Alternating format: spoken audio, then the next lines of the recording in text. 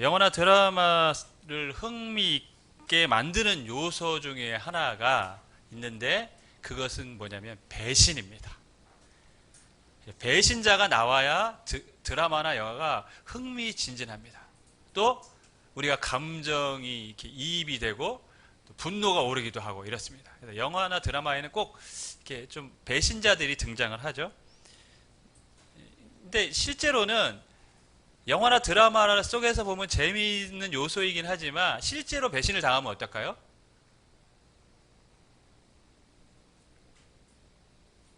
연인 사이에 남자가 배신을 한다. 부부 사이에 뭐 남편이나 아내가 먼저 배신을 한다. 그러면 그때의 느낌이 어떨까요? 재밌을까요? 그 아니라 분노가 치밀겠죠. 임시정부가 수립한 지 올해가 100년째인데 KBS에서 심층 보도를 했죠. 그러니까 다큐를 하나 만들었는데 밀정이라는 것이었습니다. 근데 밀정이라는 그 내용이 굉장히 충격적입니다. 그때 이제 독립운동을 했던 단체들이 김자진 장군 이수란 독립군들이 있었고 김원본 선생을 주축으로 한 조선의열단이 있었습니다. 근데 이 심층 보도를 하면서 뭘 발견했냐면 김원봉과 김자진 장군 가장 측근이 밀정이었다는 것이 발견됐어요. 즉 일본의 스파이였다는 것입니다. 그러니까 일본의 스파이로 고급 중요한 정보들을 일본에게 주고 독립운동을 방해를 했는데 누가? 바로 김자진 장군 측근, 김원본 선생의 측근에 의해서 그랬다는 것이죠. 겉으로는 독립운동을 하는 애국지사로 자신을 포장했지만 그 사람은 실제로는 뭘 한 것입니까? 나라를 배신한 사람들이었습니다. 대놓고 배신한 사람들도 있었죠. 뭐 이완용이와 같은 대놓고 배신한 사람들도 있습니다. 근데 그 사람들보다 실은 더 충격을 주는 사람이 뭡니까? 자신을 애국지사로 포장하고 나라를 배신한 사람들은 더 충격으로 다가옵니다.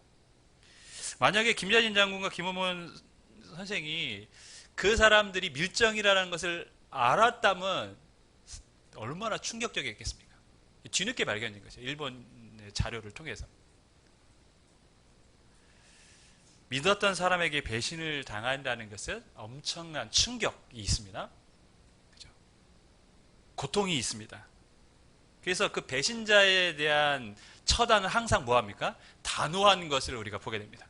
뭐 영화 속에서 보면 조직 폭력배들이 조직을 배신하면 어떻게 되죠?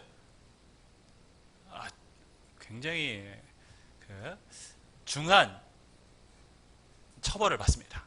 뭐 제가 경험해 보지는 않아서 모르겠지만 하여튼 영화를 보니까 그렇더라고요. 조직을 배신한 자는 가만히 두지 않습니다.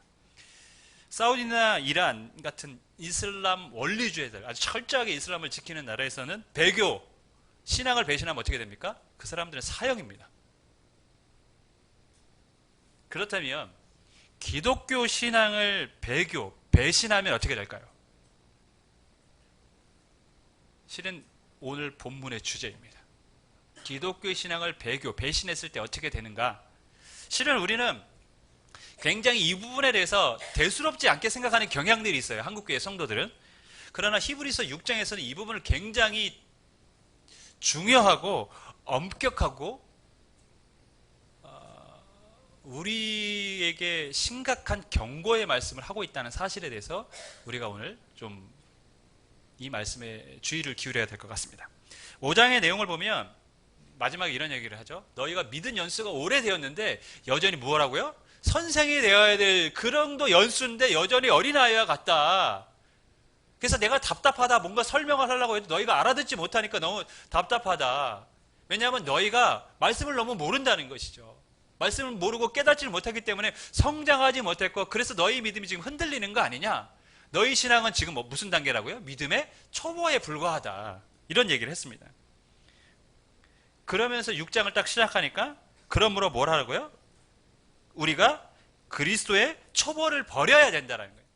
6장 1절 앞에 부분에 그렇게 나왔습니다. 그러므로 우리가 그리스도의 도의 초보를 버리고, 그러니까 그리스도의 도의 초보, 즉 그리스도 신앙, 기독교 신앙의 초보, 기초적인 단계를 너희가 벗어나야 된다는 것입니다. 자, 그러면 저자가 언급한 기독교 신앙의 가장 기초가 되는 것은 무엇입니까? 6가지에 대해서 언급을 했죠.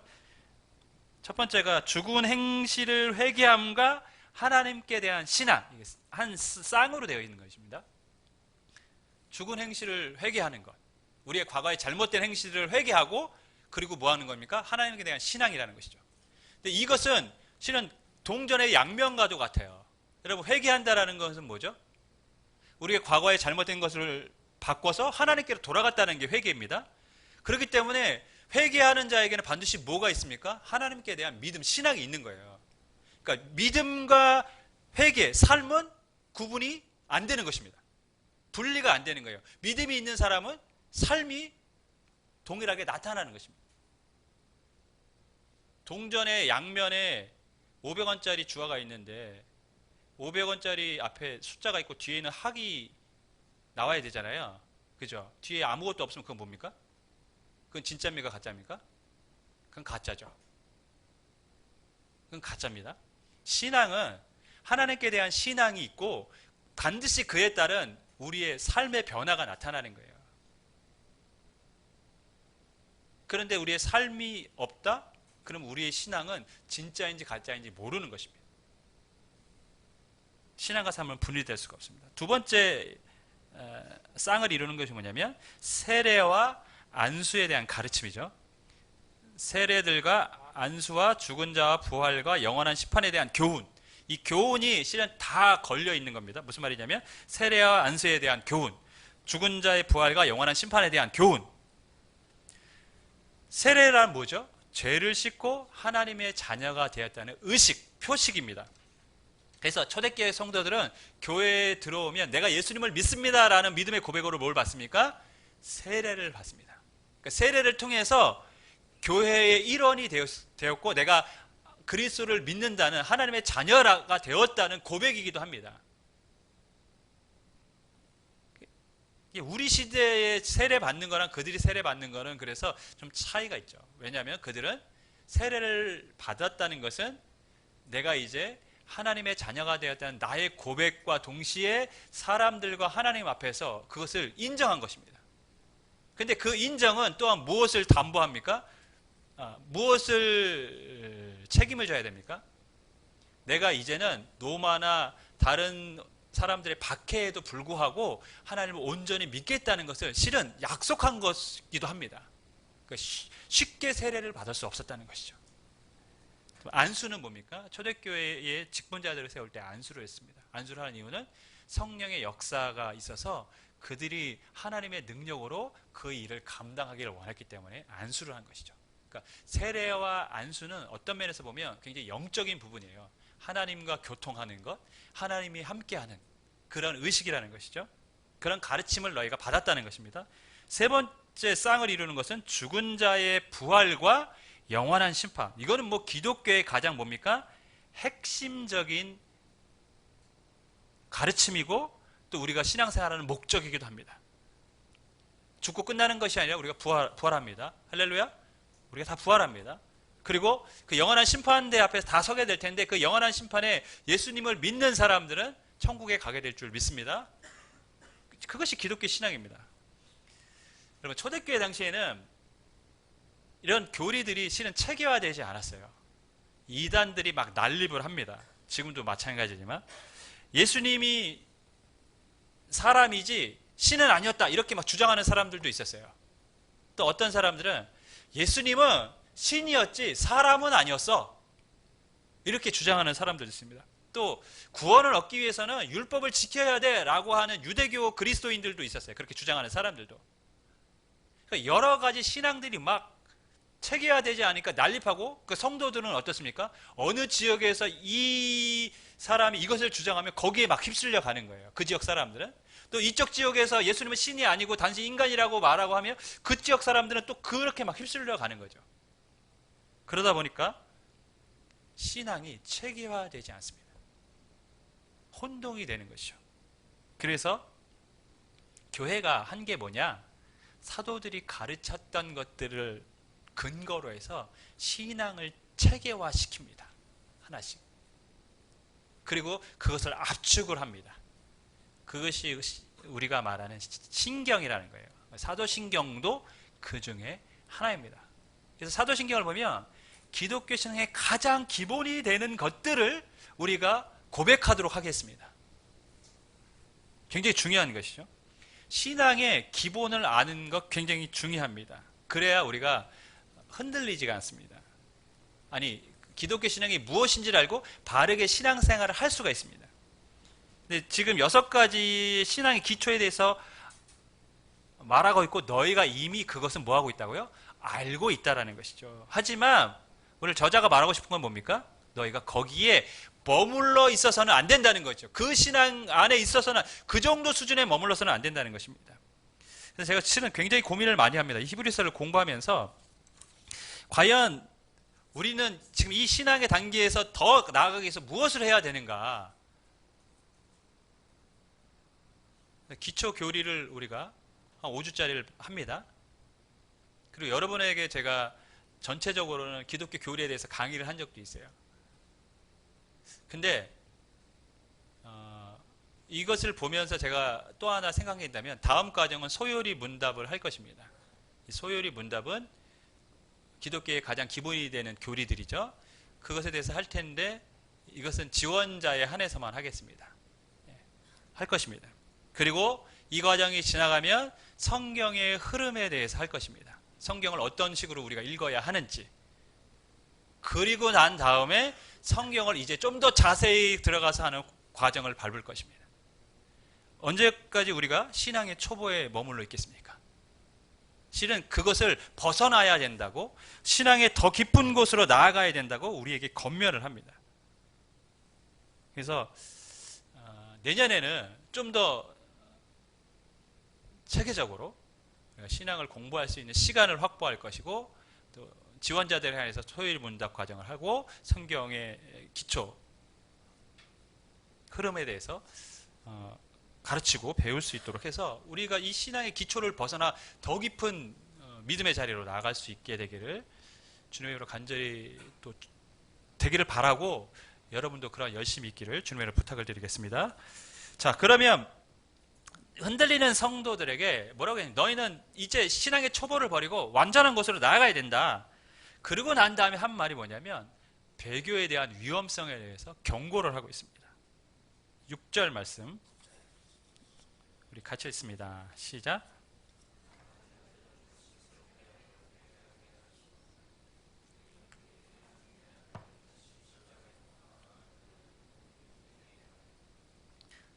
굉장히 무시무시한 말씀입니다. 타락한 자들은 다시 새롭게 하여 회개하게 할 수 없나니,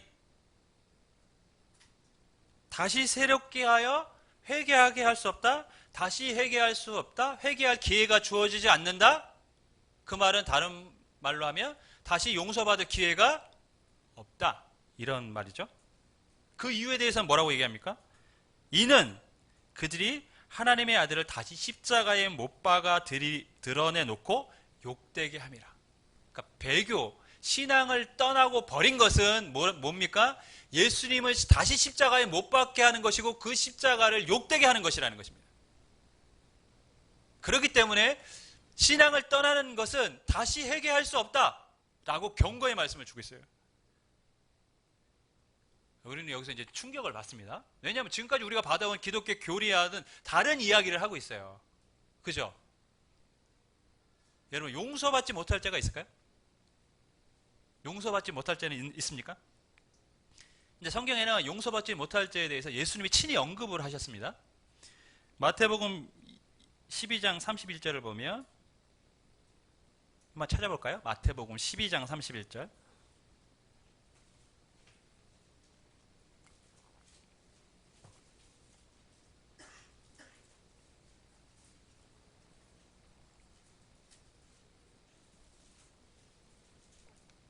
우리 같이 읽겠습니다. 12장 31절 시작.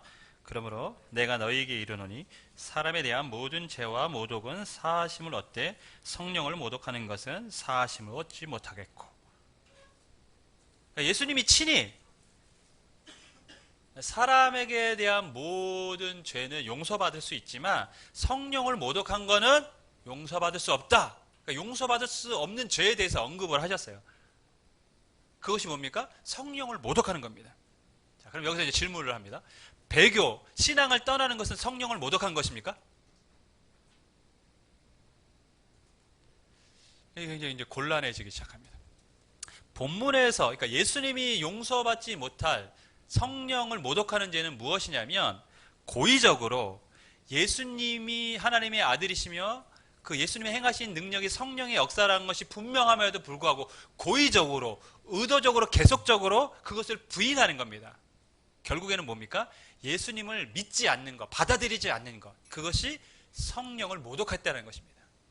그러니까 성령을 모독한 건 결국 뭐냐? 예수님을 안 믿는 거라고 보면 됩니다. 그것은 사하심을 받지 못한다는 것이에요. 그것은 우리의 구원의 교리와 너무나도 일치합니다. 예수님을 믿지 않으면 그것은 사하심을 받지 못합니다.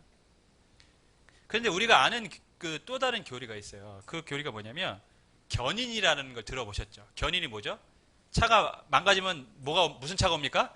견인차가 와서 견인차가 끌고 가요. 왜? 그 차는 움직이지 못하니까. 그 말처럼 성도의 견인이라는 게 있어요. 하나님이 천국까지 가는데 성도들을 우리가 스스로 가는 게 아니라 하나님이 우리를 견인해서 가신다는 거죠. 그러니까 구원은 누구의 손에 달려 있습니까? 하나님 손에 달려 있고 하나님이 반드시 우리를 견인해서 천국으로 인도하신다는 거예요. 성도들을. 그렇기 때문에 우리는 견인의 교리에 의하면 한 번 예수님을 믿은 사람들은 절대 구원이 취소됩니까? 안 됩니까? 안 되죠. 왜? 하나님이 우리를 인도하시니까요. 그럼 오늘 본문과 굉장히 충돌이 되잖아요. 배교가 용서받지 못할 죄인가? 다시 회개할 수 없다고 했는데, 그래서 유대인, 그리스도인, 지금 이 사람들, 흔들리는 사람들이 실은 예수님을 믿지 않는 사람들이었다라고 말하는 학자들도 있습니다. 그래야 이제 말이 되니까요. 근데 실은 그렇지는 않아요. 4절에서 6절을 보면 이렇게 고백합니다. 한번 빛을 보고 하늘의 은사를 맛보고 성령에 참여한 바 되고 하나님의 선한 말씀과 내세의 능력을 맛보고도 타락한 자들이에요. 하나님의 은혜를 알고 경험하고 체험했던 이 사람들이 타락했다는 거예요. 그러니까 그 사람들이 믿음이 없었던 사람이라고 말하기는 쉽지 않다는 것이죠. 분명히 믿음이 있었던 사람들입니다. 그러면 왜 히브리서의 저자는 이 사람들을 다시는 회개할 기회가 없다라고 말했을까요? 어떤 의미가 있을까요? 이건 굉장히 우리에게 중요한 질문입니다, 여러분. 왜냐하면 교회를 다니다가 교회를 떠난 사람들이 있어요. 아니면 교회를 다니다가 다른 종교로 만약에 신앙을 갈아탄 사람이 있다고 생각해 보세요. 갈아탄 사람이 있다고 생각해 보세요. 그러면 그 사람은 다시 회개할 기회가 없습니까? 교회를 떠난 사람은 다시 회개할 기회가 없습니까? 구원 못 받습니까? 이런 질문인 거거든요. 그러니까 이 질문은 굉장히 우리에게 심각한 질문이에요. 그리고 우리가 지금까지 알아왔던 교리와는 조금 다른 부분을 우리 언급을 하고 있는 것이죠. 초대교회에는 이런 문제가 많았습니다. 로마 황제들이 이제 박해를 많이 했는데 모든 황제가 다 박해를 하는 것은 아닙니다. 어느 시대는 박해가 극심했고 어느 시대는 황제가 또 교회를 인정해주는 시대도 있었습니다. 로마 갈레리우스 시대에는 사상 유례가 없는 박해가 시작됐던 때입니다. 그리스도인들의 혀를 자르고 뽑기도 했습니다. 다리를 절단시키기도 했습니다. 끓는 샘물에 던지기도 했어요. 예수님을 믿는 사람들은 교수행에 처해지기도 했습니다. 그렇게 끝까지 믿음을 지키고 순교했던 사람들이 있었습니다. 또한 다리가 절단된 사람들도 있어요. 믿음을 지키기 위해서. 하지만 또 모든 그리스도인이 다 그랬을까요? 두려워서 신앙을 포기했던 사람들도 상당히 많았습니다. 근데 지금 생각해보면 뭐라고 할 수는 없을 것 같아요. 그런 두려움이 있었기 때문에. 그죠? 아마 우리가 그 자리에 있었다면 우리가 끝까지 믿음을 지킬 수 있을까? 그런 실은 의문이 들기도 합니다. 어쨌든 어떤 사람들은 끝까지 믿음을 지켰고 또 어떤 사람들은 두려워서 믿음을 포기를 했어요. 배교를 하는 것이죠. 근데 그 다음 황제가 가장 유명한 이제 콘스탄틴이 이제 황제가 됩니다. 그러면서 기독교를 굉장히 권장을 합니다. 교회에 대한 막대한 혜택을 줍니다. 그러니까 많은 사람들이 다시 어떻게 합니까? 교회로 몰려들고 교회가 부흥을 하기 시작해요. 근데 여기서 문제가 생기죠. 원래 안 믿던 사람들이 교회로 들어오는 것에 대해서는 문제가 없었는데 믿음을 배반했던 사람들이 교회로 들어오는 것에 대해서는 성도들이, 믿음을 끝까지 목숨을 다해서 지켰던 성도들이 거부를 하는 거예요. 나는 어디 하나 잘리면서 신앙을 지켰는데 살기 위해서 배반했다가 다시 돌아온 게 과연 맞는 것이냐? 그 사람이 과연 그리스도인이 될 수 있는 것이냐? 자격이 있는 것, 이런 이제 고민이 있었던 것이죠. 그래서 굉장히 심각한 이제 논쟁이 벌어집니다. 그럼 배교를 한 사람에 대해서 초대교회는 어떻게 했을까요? 근데 분명한 것은 회개를 하면 용서해 주는 것이 주님의 뜻이라는 것은 거부할 수가 없어요. 회개를 하면 용서해 주어야 됩니다. 그래서 대주교 앞에 무릎을 꿇고 회개를 하는 사람들만 교회의 일원으로 받아줍니다. 그래서 많은 사람들이 대주교에 가서 무릎을 꿇고 자신의 죄를 회개합니다. 이게 제가 지난번에 이제 캐톨릭에 대해서 말씀을 드릴 때, 이 캐톨릭의 사제들이 앞에 뭘 하죠? 고해성사를 하고 과거에 이제 면죄부라는 것도 만들고 그랬는데 이것이 어떤 면에서 보면 그 시작인 것입니다. 그럼 죄를 지금 누가 용서를 해줍니까? 자신이 하나님 앞에 용서와 스스로 고백하는 것은 인정받지 못해요. 누구에게 지금 용서를 구해야 인정받습니까? 대주교 앞에서 용서를 구해야 됩니다. 캐톨릭이 실은 잘못된 부분이기도 했죠. 이 부분이 어떤 면에서는 어쨌든 간 지금 그 사람들은 자신의 죄를 대주교 앞에서 용서를 해야만 했고, 그런 사람들은 다시 교회에 들어올 수가 있었습니다. 그렇기 때문에 우리가 이것을 보면 초대교회 성도들은 배교 자체를 용서받지 못할 죄라고 생각하지 않았다는 것을 우리가 알 수 있습니다. 받아들였으니까요. 자, 그럼 본문은 그럼 어떤 의미로 말씀을 한 것일까? 시는 저자는 배교에 대한 경고의 말씀으로 한 것입니다. 그리고 배교를 너무 쉽게 생각하지 말라는 것입니다. 은혜를 경험했습니다. 하지만 예수님을 어떤 문제가 있어서, 어려움이 있어서 그것을 버린다면, 떠났다면 과연 그 사람이 받은, 고백했던 믿음이 진실하다는 것을 누가 알 수 있습니까? 그렇죠. 예수님 잘 믿었어요. 교회 열심히 다녔어요.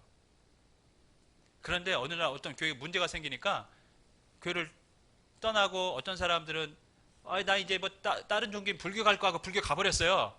자, 그러면 그 전까지 그 사람이 고백했던 신앙과 신앙 생활했던 것들은 진실하다고 말할 수 있을까요? 그건 누구도 알 수 없는 거죠. 누구도 알 수 없습니다. 저자가 그 말을 하는 거죠. 너희가 진짜 그리스도인이라면 지금 어려움이 있다고 하더라도 그 믿음을 지키는 것이 맞다라는 것이죠. 배교를 하는 것은 잘못됐다는 것입니다.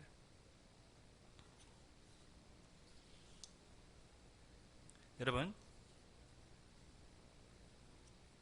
오늘날 우리는 이제 믿음을 강조하는 시대에 살아갑니다. 종교 개혁자들이 이제 믿음을 강조를 했어요. 우리가 믿음으로 구원을 받습니다. 믿음으로 구원을 받습니다. 근데 왜 믿음으로 구원을 받는다고 강조를 했을까요? 그 당시 캐톨릭이, 교황이 아까 말한 면죄부라 이런 것들을 통해서 교황이 죄를 용서하고 하나님이 아닌 사람이 뭔가 사죄할 수 있다는 쪽으로 자꾸 가게 되니까, 또한 믿음이 아닌 행위를 통해서 헌금을 많이 해야, 또 뭔가를 해야만 구원을 받을 수 있다는 어떤 조건들을 자꾸 만들어내니까 그게 아니라는 거죠. 구원은 오직 믿음으로만 된다는 것을 성경의 말씀을 강조한 것입니다. 그래서 개신교는 믿음으로 구원을 얻는다는 것을 가장 중요한 교리로 믿습니다. 틀린 게 아닙니다. 근데 문제는 뭐냐? 지금 와서 보니까 개신교는 뭐가 약점입니까? 믿음으로 구원 얻는다고만 강조하니까 삶은 중요하게 생각하지 않는 것입니다. 아, 나는 다 용서받아. 하나님은 다 용서해줘. 내가 교회를 떠나든 말든지 왔다리 갔다리 하든지 하나님은 언제나 다 나를 용서해주고 받아주셔. 저자는 지금 그 말씀을 하고 있는 게 아니에요. 성경은 지금 그렇게 말하는 것입니다. 하나님을 떠나는 것이 얼마나 하나님을 욕되게 하는 것인지 너희가 알아야 한다. 그리스도를 욕되게 하는 것인지 너희가 알아야 한다는 경고의 말씀을 주고 있는 거예요. 그렇게 하면 안 된다는 것이죠. 그런데 오늘날 한국교회가 너무 이것을 쉽게 만들어 보니까 성도들이 교회에 대해서 너무 쉽게 생각들을 하는 신앙생활을 하고 있습니다. 여러분, 유대인들 중에는 믿음이 있는 사람도 있었고 유대인 그리스도인 중에 실제로 교회를 다니지만 믿음이 별로 없는 사람들도 있었을 것입니다. 우리도 마찬가지예요. 교회를 다니는 거 다 믿음이 있다고 우리가 보장할 수는 없죠. 그런데 너희가 정말 믿음이 있다면 흔들릴 수도 있습니다. 그죠? 흔들릴 수 있어요. 그리고 떠날 수도 있어요. 어떤 사람들은. 하지만 떠났다면, 원래는 믿음이 있다면 떠나서는 안 되지만 만에 하나 떠날 수도 있습니다. 그럼 그런 사람들은 믿음이 있다면 어떻게 될까요? 나중에 다시 돌아와야죠. 근데 그 사람이 평생 안 돌아왔어요. 아, 나는 불교로 갈란다 고 불교에서 계속 불교 신앙을 가지고 끝까지 살았습니다. 그럼 그 사람이 이전에 가졌던 믿음의 고백은 과연 믿음이 있었다고 말할 수 있을까요? 그건 불가능하다는 것이죠. 그거는 믿음이 있다면 그렇게 될 수 없다라는 것입니다. 오늘은 이 배교에 대한 경고뿐만 아니라 어떤 면에서 보면 우리를 향한 경고이기도 합니다. 너희가 하나님을 믿는다면, 예수님을 믿는다면 너희가 어떻게 신앙생활 해야 될 것이냐. 믿음이 없는 사람처럼 그런 모습으로 신앙생활 할 것이냐? 그래서는 안 된다는 것이죠. 저자는 배교에 대한 경고의 말씀을 하고 있습니다. 그리고 난 다음에 격려와 권면의 말씀도 함께 하는데, 먼저 격려의 말씀이 무엇인지 살펴보겠습니다. 9절 10절 같이 읽습니다. 시작.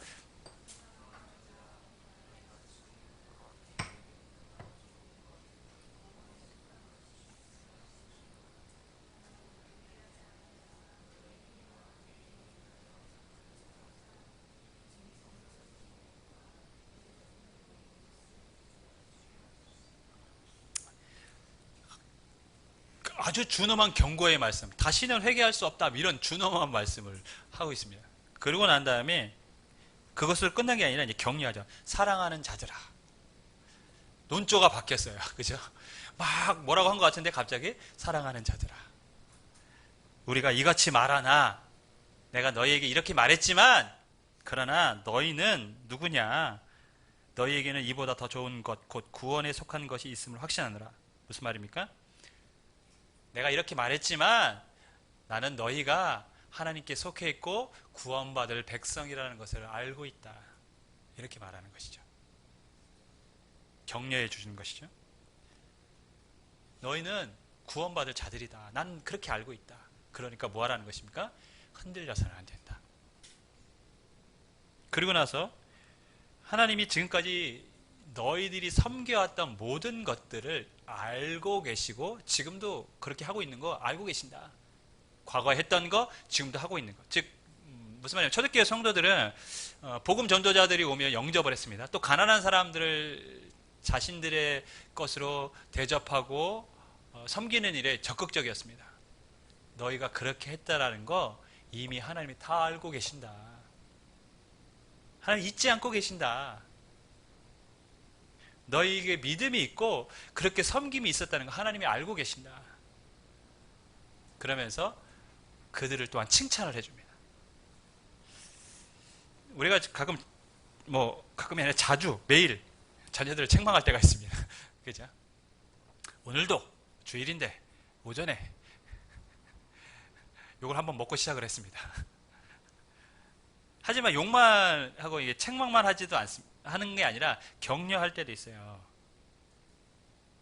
우리 둘째는 이제 반짝이는 아이디어가 있는 아이다. 너는 창의성이 참 좋다. 그런데 노력을 좀 안 해요. 너는 노력만 하면 훨씬 더 잘할 수 있을 거야. 그리고 책 읽는 거 좋아하니까 제가 네가 오늘부터 하루에 책 한 권씩만 읽는 훈련을 쌓는다면 너는 커서는 되게 훌륭한 사람이 될 수 있어. 이렇게 이제 격려를 해주죠. 칭찬을 해줍니다. 그랬더니 지난주는 내내 하루에 한 권씩 책을 읽더라고요. 얼마나 갈지는 몰라요. 한 주로 끝날지 다음 주로 이어질지 모르지만 어쨌든 간에 이 격려하면 또 사람이 어떤 마음이 생깁니까? 하고 싶은 마음이 생기잖아요. 또 우리 첫째에게는 너의 성실함은 누구도 따라갈 수 없으니까 이렇게 성실함을 강조를 합니다. 왜 강조를 할까요? 계속 성실해라. 그리고 하나님은 성실한 사람 쓰신다. 그러면 말을 들으며 성실하게 살아야겠다라는 그런 마음이 생기죠. 저자가 오늘 책망만 한 것이 아니라 경고만 한 것이 아니라 격려하고 칭찬도 해줍니다. 왜 그럴까요? 끝까지 그 신앙을 갖고 그 모습으로 살아갈 수 있도록 하기 위해서. 그래서 우리도 옆 사람을 좀 칭찬 한번 하겠습니다. 뭐라고 칭찬할까요? 당신은 하나님의 백성입니다. 이렇게 일단 우리가 당신은 하나님의 자녀입니다. 이렇게 격려하고 하나님은 당신을 기억하고 계십니다. 이렇게 격려하겠습니다. 근데 이 말이 기억한다는 말이 격려가 될 수도 있고 무서운 말이 될 수도 있군요. 생각해 보니까. 그 다음에 마지막으로 이제 권면의 말씀을 하죠. 11절, 12절 우리 같이 읽습니다. 시작.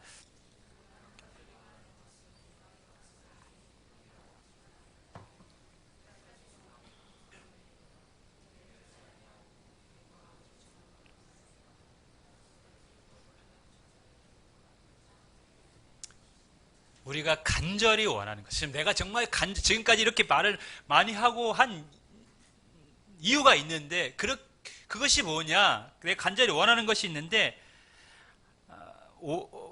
약속들을 기업으로 받는 자들을 본받는 자 되게 하려는 것이야. 굉장히 어렵게 표현을 했어요. 무슨 말이냐면, 약속들을 기업으로 받는 자들, 이미 천국에 들어갔던 믿음의 선진들, 약속을 받은 사람들, 그 사람들을 본받는 자가 되기를 원한다는 거예요. 무슨 말이냐면 믿음의 선배들이 이미 천국에 들어갔는데 너희들도 그렇게 되기를 원한다는 것이죠. 어떻게 해서요? 끝까지 게으르지 않고 열심을 내고 오래 참음으로. 네, 우리가 이 말에 좀 찔림을 받습니다. 끝까지 게으르지 않고 오래 참아야 한다. 여러분, 우리가 신약 성서의 특별히 서신서들을 읽어보면 이 인내해야 한다는 말이 굉장히 많이 나온다는 것을 알게 됩니다. 그죠? 히브리서의 뒷부분에서도 인내해야 된다는 말씀이 많이 나옵니다. 사도 바울의 서신서에도 인내해야 된다는 말이 굉장히 많이 나옵니다. 환난을 인내는 연단은 소망을 이루는 자입니다. 요한계시록도 왜 그럼 이렇게 초대교회의 성경을 기록했던 저자들이 인내를 강조했을까요? 그들에게는 고난이 있었기 때문입니다. 너무 힘든 상황들이 있었기 때문이죠. 그 힘든 상황들이 그들의 삶, 생명을 막 흔들어 넣기 때문에 믿음을 버리고 싶은 욕망들, 갈등들이 늘 있었어요. 그렇기 때문에 그들에게 너희는 인내해야 한다. 참아야 한다. 오래 참아야 한다. 하지만 우리는 그런 시대를 살고 있지는 않습니다.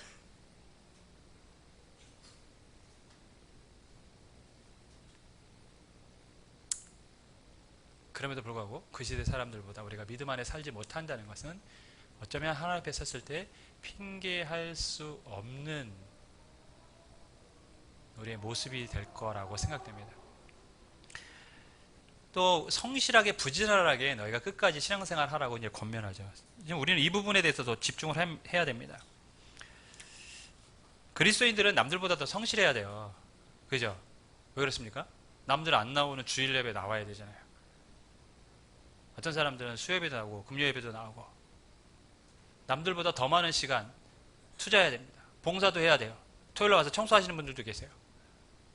그러니까 우리는 남들보다 더 많은 시간을 하나님을 위해서 사용합니다. 성경도 읽어야 돼요. 기도도 해야 돼요. 안 하는 게 문제지, 해야 돼요. 그죠? 해야 됩니다. 그렇게 우리는 다른 세상 사람들이 쓰지 않아야 될 시간들을 하나님과의 관계에 써야 합니다. 그러면 우리는 어떻게 해야 됩니까? 신앙생활에도 성실한 모습이 있어야 되지만 개인의 삶에도 세상 사람들보다 더 성실하게 살아야겠죠. 그렇지 않으면 우리는 세상 사람들에게 도태될 수밖에 없습니다. 여러분은 어떠한 삶을 살고 계십니까? 우리는 먼저 알아야 될 것은 저자는 분명히 교회 신앙에 대해서 떠나는 것들에 대해서 쉽게 생각하지 말라고 우리에게 강조하고 있다는 것을 우리는 기억해야 됩니다. 주님을 욕되게 하는 것이다. 그러면서 우리는 하나님의 자녀고 천국의 소망이 있다. 그렇기 때문에 인내하며 끝까지 성실하게 믿음의 여정을 다할 것을 우리에게 격려하고 권면하고 있습니다. 여러분이 성실함과 인내함으로 믿음의 여정을 달려갈 수 있기를 주님으로 간절히 축원하겠습니다.